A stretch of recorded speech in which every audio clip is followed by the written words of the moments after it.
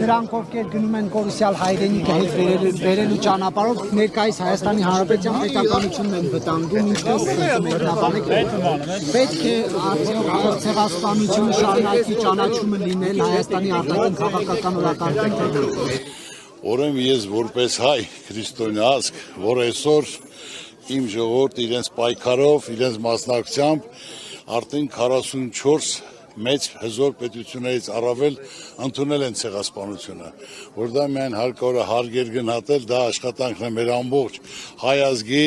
դրսի ազդեցիկ մեր հայերի, մենք չենք կարող մեր անցյալը մոռանանք, ուրեմն եթե մոռանանք, ուրեմն ապագա չենք կարող ունենալ։ Ես 100-ամյակի կապակցությամբ Սովետաշրջանում կառուցել եմ ցեղասպանության եկեղեցի,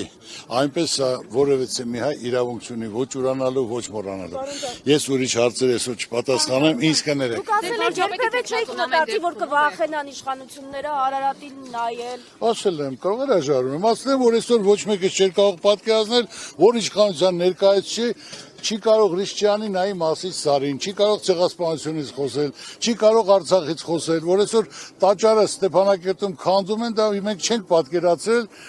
անհնար է եղել այդ մասին մտածել։ Շնորհակալություն։ Հաջորդ օրը խորոված փարթի են անելու։ Խորոված փարթի են անելու հաջորդ օրը։ Ձեզ համար դա նորմալ է։ Սիրելի լրագրողներ ջան, գիտեք Ծառուկյանը հարցերից չի խուսափում, ինչ որ պատկերացնում եմ, ինչ որ մտածում եմ, այսօրվա օրը թողեք հանգիստ, այսօր եկել են գործել հարգանքի տուրք մատուցելու, տեսնում ես ամբողջ ժողովուրդը այստեղ իրենց երեխաների, թոռների հետ, ամբողջ աշխարհը սգում է, հիշում է, մենք պետք է միասնական լինենք այդ ստեղծած արածը, որ եթե այսօր 40 երկրից ավել խոշոր պետություններ ընդունել են, օրենքներ են ընդունել, քրեական են դարձել, ովքեր որ հակառակ ասեն, նույնը մենք պետք է անենք եւ պետք է ոնց որ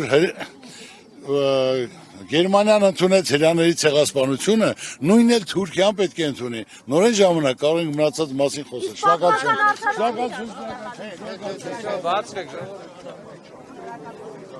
Կապ չունի Ծառուկյանն որ կուսակցությունը, այլ ազգովի, երբ որ եղանք միասնական, ընդհանուր կարողացանք համախմբել, գնահատել, ով այդ փորձը ունի, այդ ցանկություն ունի, կապերն ունի, պետք է խնդրենք կանգնենք կողքը, մենք այս վիճակից դուրս գանք,